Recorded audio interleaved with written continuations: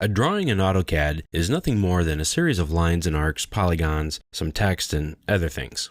This chapter looked at drawing most of those objects, and other things as well. So let's make a drawing using as many of those items as we can get through.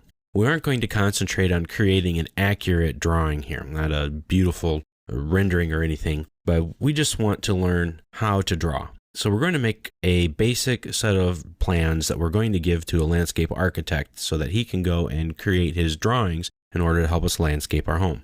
We're going to use the tools and commands that we've learned about in this chapter. So let's start a brand new file, use the new command, and it really won't matter for what we're doing what template file you use, but I'm going to use the acad.dwt file. So I suggest you use the same one, but ultimately it won't matter.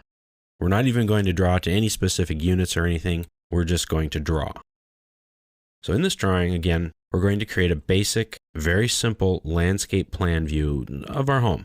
We don't have any numbers to go by or anything specific, so I'm just going to provide you with those. First, we're going to draw the outline of our house, and we're going to make it with the rectangle command. A lot of times the landscape architect will have nothing more than just the outline of a house to design around. So start with the rectangle command. You can pick it here in the Home tab in the Draw panel on the ribbon, or you can type in rectangle or just REC. Now you can pick any point you want in your file here. It won't matter. Pick a point, and now we're going to try to make this house big enough to live in, I guess. We're not sure what our units are, and in this case it really won't matter for our example. So let's just draw the house at 50 units wide, press the tab key, and then draw it 80 units tall or deep, and press enter. Double click the mouse, and there's your rectangle. You can scroll out a little and get a look at it. Nothing fancy, nothing frilly, just a rectangle that is 50 by 80 units. Now we're going to need to draw our roadway, because we have our building and then we have our road that we're going to need. Now if the UCS icon gets in your way, you can right click on it and go to the UCS icon settings and click on the Show UCS icon at origin, and that will turn it off. That will just get it away from showing it at the origin and will show it in the bottom left hand of your screen. It doesn't change your UCS any, but as you can see as we pan around, it just keeps it there. That way it helps us know which way is X and Y, but it gets out of our way for a little bit, which is fine. Now we need to draw the roadway. Start with the line command. It's in the Home tab on the Draw panel, or you can type in line. Just click somewhere below the house. You can start to draw your line. We'll make it at about 400 units long, but we need to draw it perfectly horizontal. So press your F8 key, turn on your ortho, then type in 400, press enter.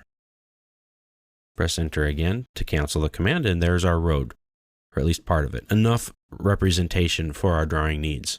Now let's put the road in here completely. So we will use a new command that I haven't shown you before, but it's right here in the Modify panel on the Home tab in the ribbon, and it's called Offset. Offset will create a parallel line of another line. We just need to give it a distance. We'll type in 20 units, press enter, select the line, and then as you move your line up and down or above or below your source line or the first line you selected, you'll see that there's a preview given. When I click my left mouse button, that's where that line's going to go. Well, we want it below here, so left click, and there you go. Hit escape to cancel out of the command. So we have the house, we have the roadway. Now we need to be able to get from one to the other. We're going to draw a driveway. So we'll start again with the line command. And the line command, as you're going to see, is one you're going to use very often. Hold down your shift key and right click. This is the OSnap shortcut key window. Find the nearest. It's the nearest OSnap. It's not the one nearest to where you're at. I mean literally the nearest OSnap. It's right here. Pick it. And now we're going to be able to start our line right on any of the places we pick from our house. Let's put the garage on the left side here. Left click, and then draw the line. As you see, the perpendicular glyph is on. Our line will be perpendicular to our road, which is what we want. Let's use that offset command again.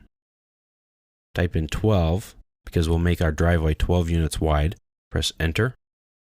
Select the line, and then offset. And there's our little driveway.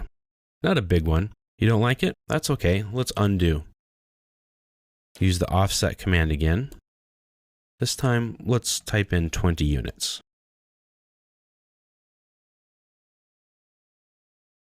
Select the line and left click, and there you go. Press enter.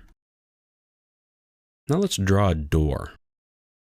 Most homes have a door, and we'll draw it just so that the landscape architect knows where it is. Start your line command again.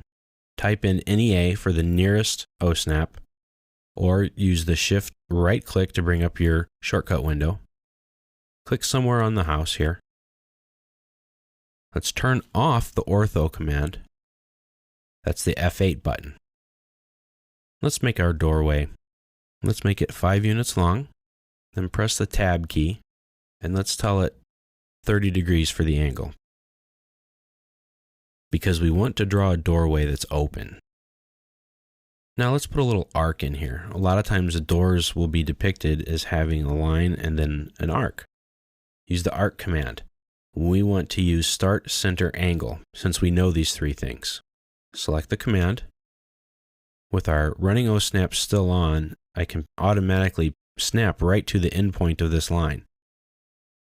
That's the start.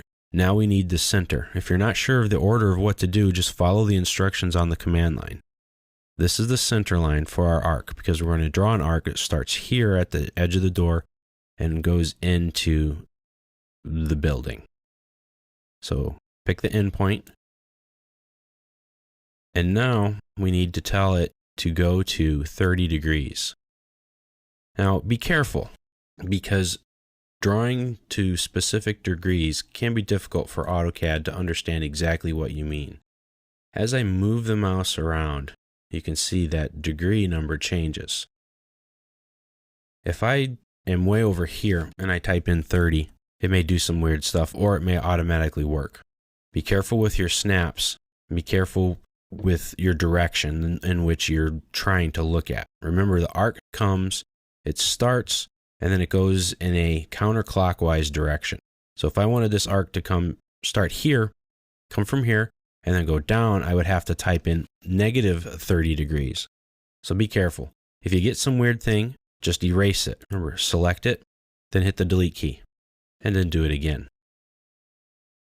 Remember, the last arc command you used will be the one that's up in this main button area. But we use the start, center, angle, because we have the start point, we have the center point, and we knew the angle was 30 degrees.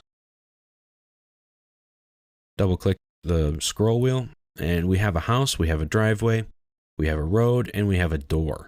So far, so good. One thing we didn't do though, and it was a major mistake, and I apologize, we have not saved our drawing. If AutoCAD were to crash, or you were to lose power, or your computer were to fail, any of those things, right now you wouldn't have any of this work saved anywhere. So come up to the Save button, click Save. Find a place to put it, and I'm going to save it in my Autodesk 360 folder right here. I'm going to call this a Chapter 5 project, and I had started one before when I was reviewing for this video. So I'm just going to replace what I had before. But you can type in a name, give it whatever name you want, and click Save. Since I already have an older file there, and it's saying, hey, there's something there with the same name, and are you sure you want to do this? And I say, yes, I want to replace that old file. If not, click No and give it a different name. Now my file has been saved. I won't lose my work. And since I saved it in the Autodesk 360 cloud, it's saved in the cloud. So my computer could literally blow up and burst into flames right now, and I would not lose my file because it's saved in the cloud. I could access that file, download it from any internet-connected computer anywhere, and that's cool.